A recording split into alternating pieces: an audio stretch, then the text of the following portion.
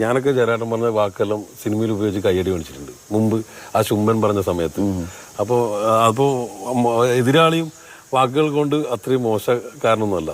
അപ്പൊ ശരിക്കും പറഞ്ഞാല് കൗണ്ടർ ടു കൗണ്ടർ പ്രിപ്പയർ ചെയ്യാറുണ്ടോ? നേരത്തെ ഡിക്ഷണറി നോക്കി എന്നിട്ട് പ്രിപ്പയർ ചെയ്ത് അങ്ങനെ ഒരു പ്രസംഗമൊക്കെ നമ്മുടെ സാധാരണക്കാരുമായിട്ട് സംവദിക്കുമ്പോൾ നടത്താൻ കഴിയുന്ന കാര്യമല്ല. ഇത് എഴുതി തയ്യാറാക്കിയ പ്രഭാഷണ പരമ്പരകളല്ല നമ്മുടെ പൊതുപ്രവർത്തകന്മാരുടെ പൊതുവായ കാര്യം. പക്ഷെ ഞാനൊരു കാര്യം ചെയ്യാറുണ്ട്.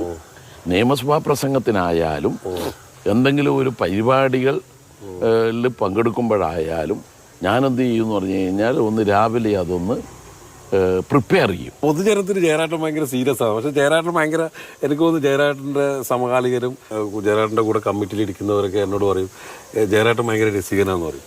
അപ്പോൾ എനിക്ക് തോന്നുന്നു ജയരാട്ടൻ എനിക്കൊരു സോഷ്യൽ മീഡിയയിൽ ജയരാട്ടൻ ട്രോളുണ്ട്. ഒന്ന് ഈ പേര് വിളിച്ച്, പിന്നെ മറ്റേ നമ്മളെ എന്താണ് വൈറലായൊരു വേറൊരു സാധനമുണ്ട്, ക്യാപ്സൂൾ എന്ന് പറഞ്ഞൊരു സംഭവം.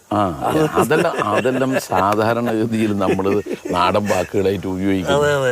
നിങ്ങൾ ഇന്നിപ്പോ സമൂഹത്തിൽ കാണുന്ന ഒരു സംഗതി, നമ്മളെങ്ങനെയാ ടെലിവിഷനിലെല്ലാം വരുന്നത്, വാർത്തകൾ ചുരുക്കത്തിൽ. ഇതാണ് യഥാർത്ഥത്തിൽ അന്നത്തെ പ്രയോഗം. എൻ്റെ അടുത്ത സുഹൃത്താണ് സലീം കുമാർ, നടൻ. അപ്പൊ സലീമായിട്ടൊരു കോൺഗ്രസ് രാഷ്ട്രീയത്തിലെ ഇതാണ്.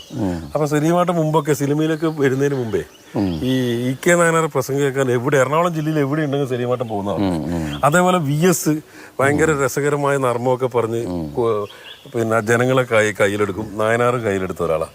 അങ്ങനത്തെ ഒരു നേതാവ് ഇപ്പോൾ CPM ഇല്ലാത്ത ശരിക്കും നമ്മളെ പോലെ ആൾക്കാർ ചെറിയൊരു സംഘടന കുറച്ച് സീരിയസ് ആയി പോകുന്നു. അല്ല, ഓരോ ആളും ജീവിതത്തിൽ പകർത്തിയെടുത്ത പ്രസംഗ ശൈലിയും പ്രബന്ധ ശൈലിയുമായിരിക്കും. അത് നമ്മൾ സീരിയസ് ആണെന്നും സീരിയസ് അല്ലെന്നും വിലയിരുത്തുന്നത് ഓരോ ആളുടെയും അഭിപ്രായഗതികളാണ്.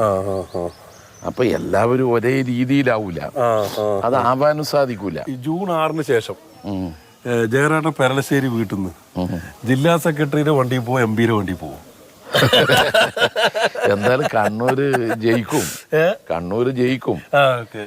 അപ്പൊ പിന്നെ സ്വാഭാവികമായും നിങ്ങളുടെ ചോദ്യത്തിന് ഉത്തരം അതിൽ നിന്ന് അടങ്ങിയിട്ടുണ്ട്.